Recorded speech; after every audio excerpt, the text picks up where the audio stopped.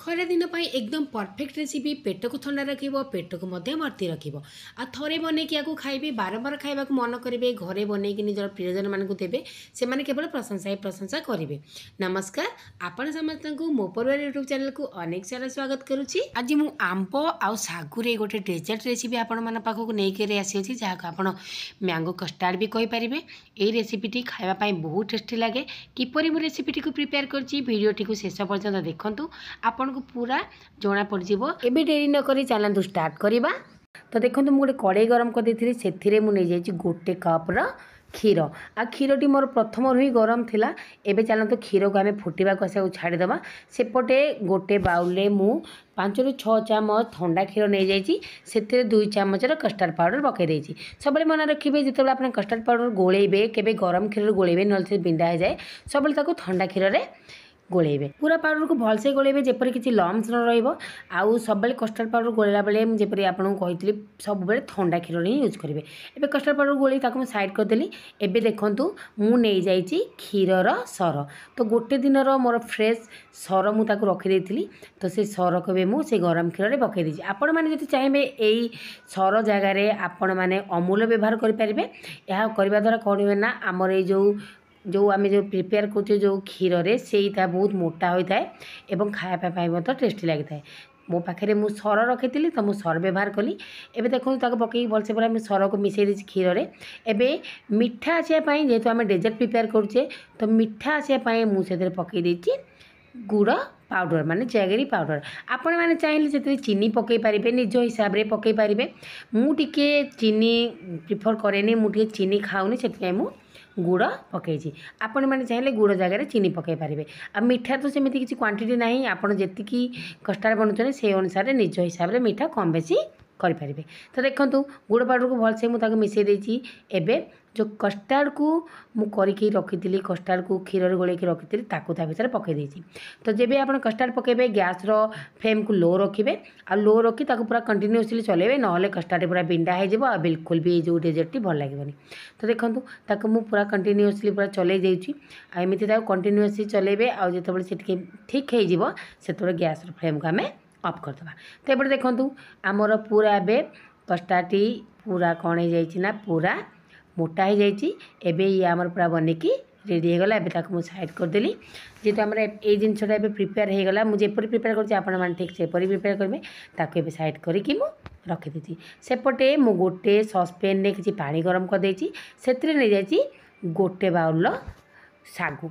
एबे सागु को पूरा मु 15 ରୁ 20 मिनट भलसे पूरा कुक करी जेपरी सागु मोर टिके सीझीज।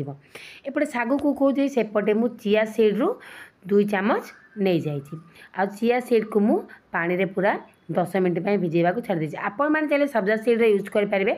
सब्जा सीड खाइबा द्वारा कौन पेट ठंडा रुए। मो पाखे सब्जा सीड नाला तो सब्जा सीड जगह मुझे चिया सीड नहीं चिया सीड को मुझे साइड कर देती। एपटे मैंने आप देखिपे काजू मोर पूरा कुक हो गलानी। एबे ताको कवर करके आ 10 मिनट छाड़देवी। आपण मैंने जब चाहिए सागु को 3-4 घंटा बतरेकी रखिथे आमती रखा द्वारा कौन है ना आप कुक करा बेस समय लगे। तो देखो सेपट जिन मुझे सब साइड करके रखीदेली। एपटे गोटे आंब नहीं कि पलि आसी एबे आंब को मु काटी नहीं।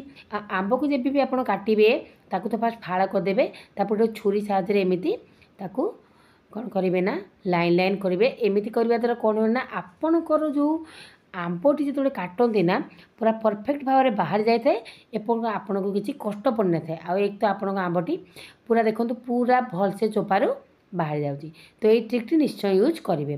सांग मैंने ये रेसिपी जो आपको भल लगे गोटे लाइक करेंगे शेयर करेंगे चैनल नुआ थे चैनल को सब्सक्राइब करदे। एपटे देखो सब आंब को मुझे काटी नहीं सेपटे मुझे गोटे मिक्सचर जार नहीं आसी। एवं जो आंब को काटी नहीं से अधा आंब मु मिक्सचर जार नहीं जाइए। सेपटे जो कस्टार्ड आम प्रिपेयर करते पूर्वर से कस्टार्ड मुझे अधा नहीं जाइए। सब कस्टार्ड यूज करेंगे हाफ कस्टार्ड आप रखिथे आम पुणी आपको पर व्यवहार करवा। सांग मैंने मुझे चिया सीड नेली आपण मैंने ट्राए करेंगे सब्जा सीड नापी।